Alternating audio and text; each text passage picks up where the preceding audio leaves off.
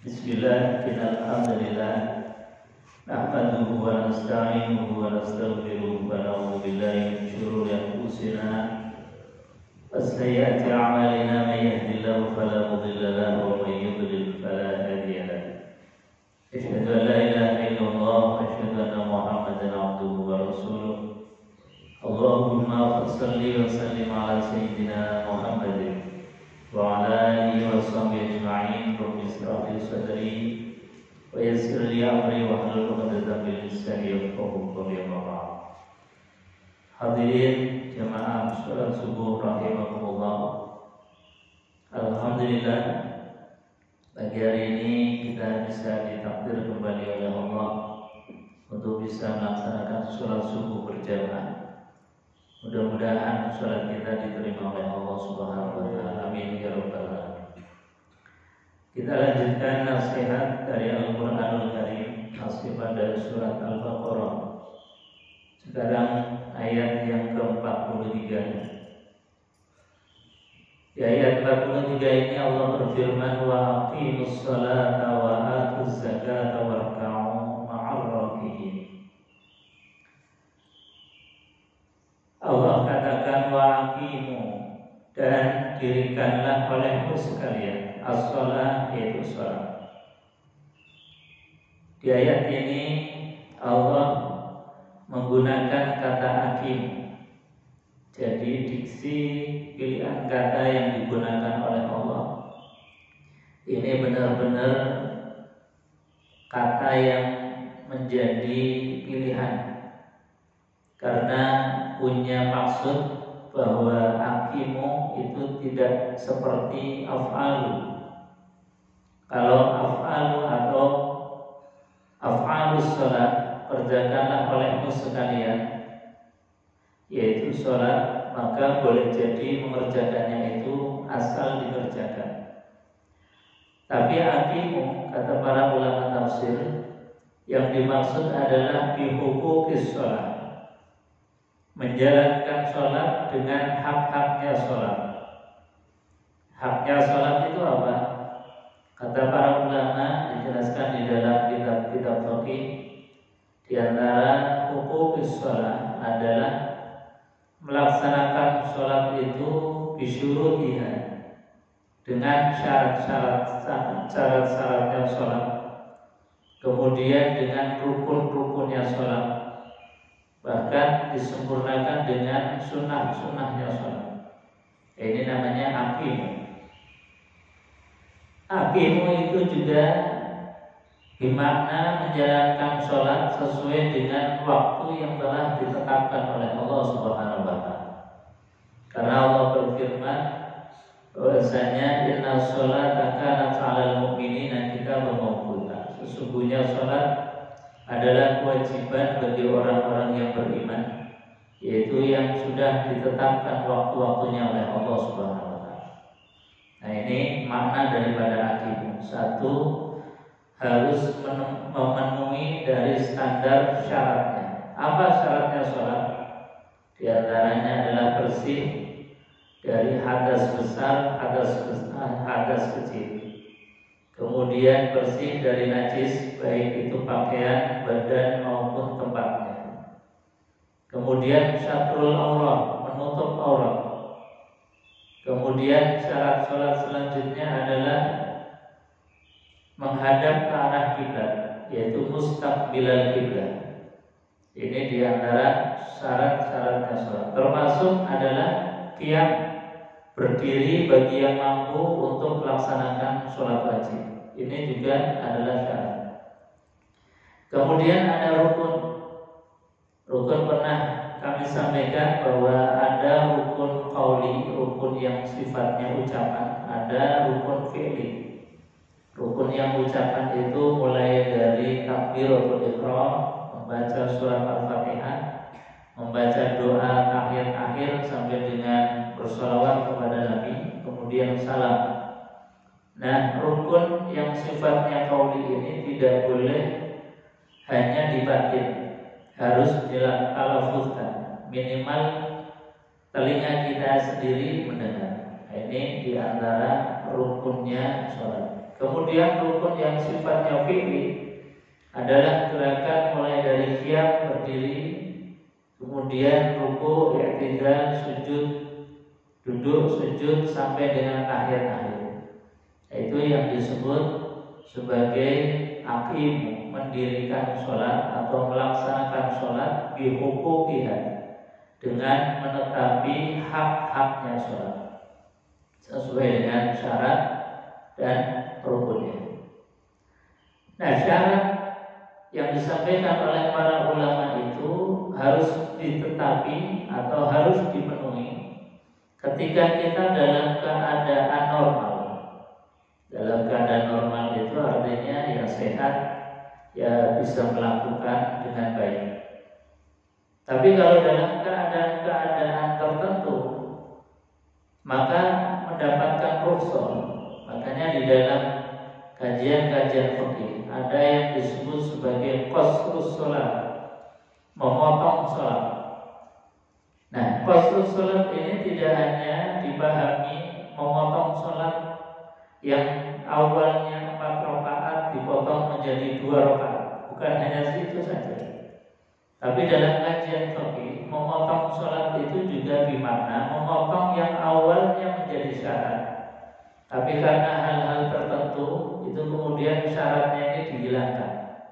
Contoh, orang sudah dalam pembaringan sakit, tidak bisa apa-apa. Yang biasanya ada yang membantu untuk menggantikan pakaian, membersihkan badannya dari najis. Kok dilana waktu sholat sudah masuk tidak ada yang membantu. Mungkin anak sedang pergi atau babysitter sedang tidak ada, atau siapa saja yang biasa menolong kita untuk melaksanakan sholat bersih tidak ada.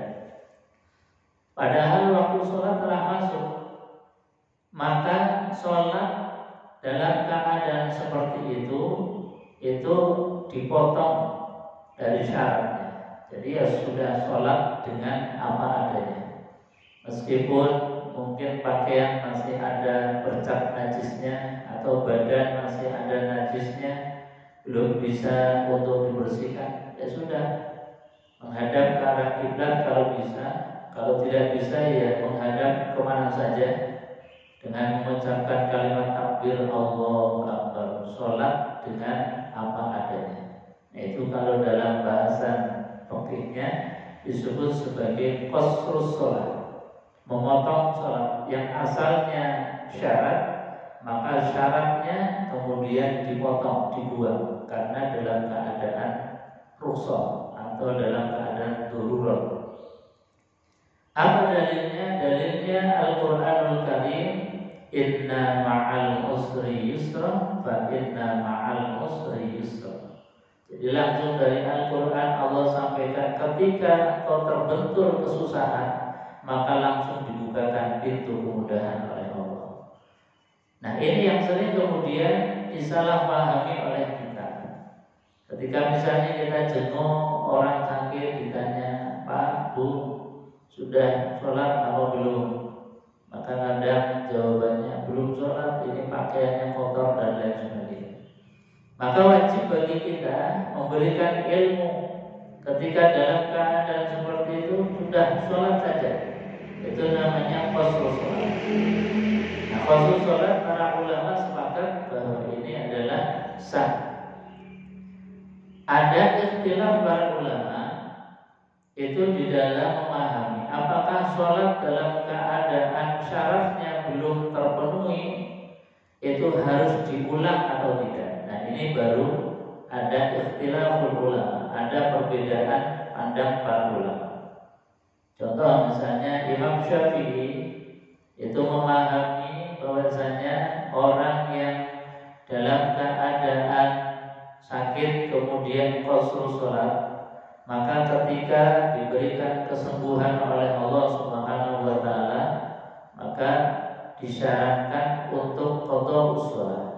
Jadi mengulangi sholat yang sholatnya tadi dilaksanakan belum memenuhi standar daripada syarat. Ini Imam Syafi'i. Cuma pendapat ini juga kadang problemnya apa? 2 hari mungkin mengkoto sholat nggak terlalu kedodoran. Tapi kalau sakitnya itu berbulan-bulan, ini kan berarti harus mengkoto sholat dirapel banyak sekali.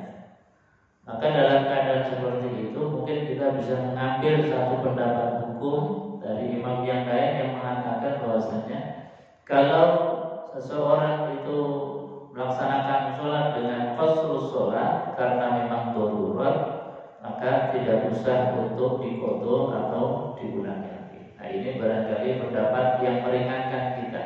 Kita bisa ambil, tapi kalau sakitnya mungkin 1-2 hari, yang kalau kita mengkoto mengulangi tidak terlalu berat, lebih baik mungkin sebagaimana syarat pendapat hukumnya Imam Syafi'i itu bisa kita ambil sebagai bentuk bahwasanya ada ghirah semangat kita di dalam ibadah.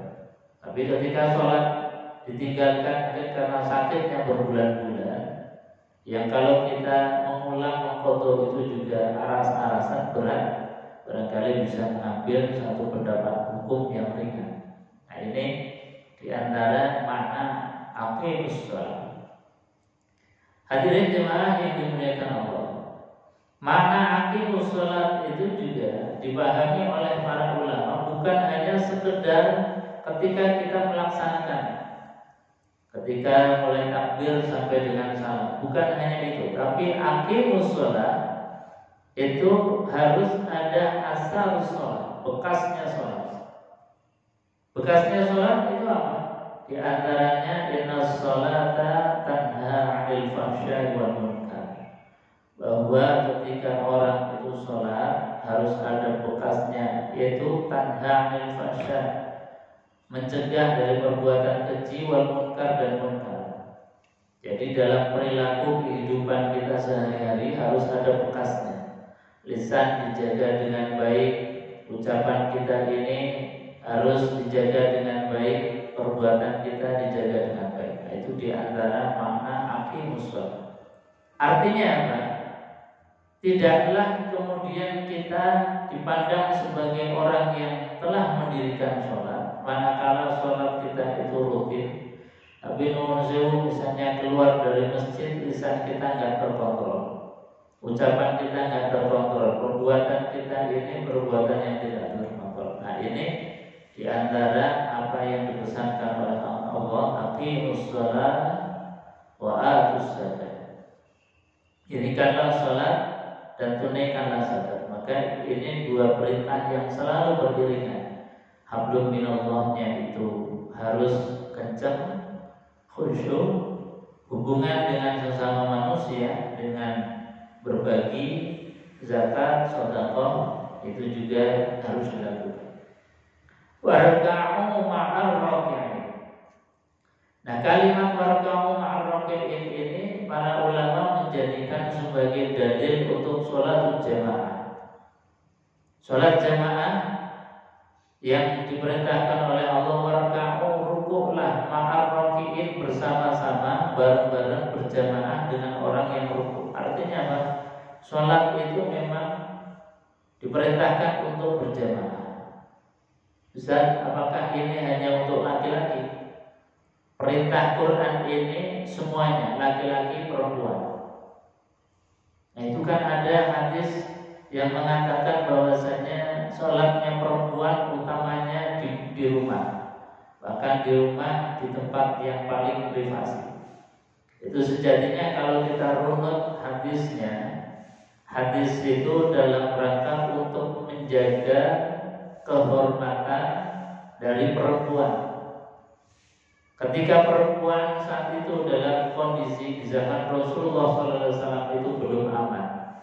Kalau keluar rumah itu barangkali nanti terkena fitnah dan lain sebagainya.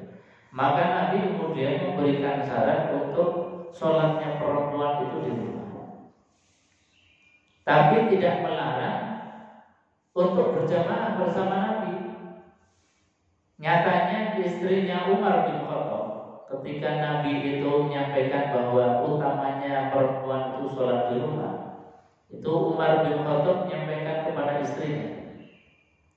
Nah, istrinya Umar bin Khattab, Umar itu kan mantan preman, tapi ternyata istrinya lebih preman daripada sahabat Umar. Makanya Nabi Shallallahu Alaihi Wasallam menyampaikan kepada Umar, wahai Umar, istrimu gak usah dilarang, karena gak ada yang mengganggu istri kamu. Artinya apa? Bahwa Nabi mengatakan utamanya sholat perempuan itu di rumah karena khawatir tentang terjaganya perempuan dari mungkin hal-hal yang mengganggu eksistensi perempuan, adanya fitnah dan lain sebagainya. Nah, ini harus dipahami. Tapi kalau dalil awal untuk berjamaah, Allah sampaikan warka'u ma'ar raki'in, rukuklah bersama dengan orang yang rukuk. Artinya apa? Sholat itu hendaknya berjamaah, baik laki-laki maupun perempuan. Hadirin jamaah yang dimuliakan Allah, mudah-mudahan ada manfaatnya. Mari kita tutup majelis ini dengan doa kafaratul majelis bersama-sama. Bismillahirrahmanirrahim. Subhanakallahumma wa bihamdika asyhadu an la ilaha illa anta astaghfiruka wa atubu ilaik. Assalamualaikum warahmatullahi wabarakatuh.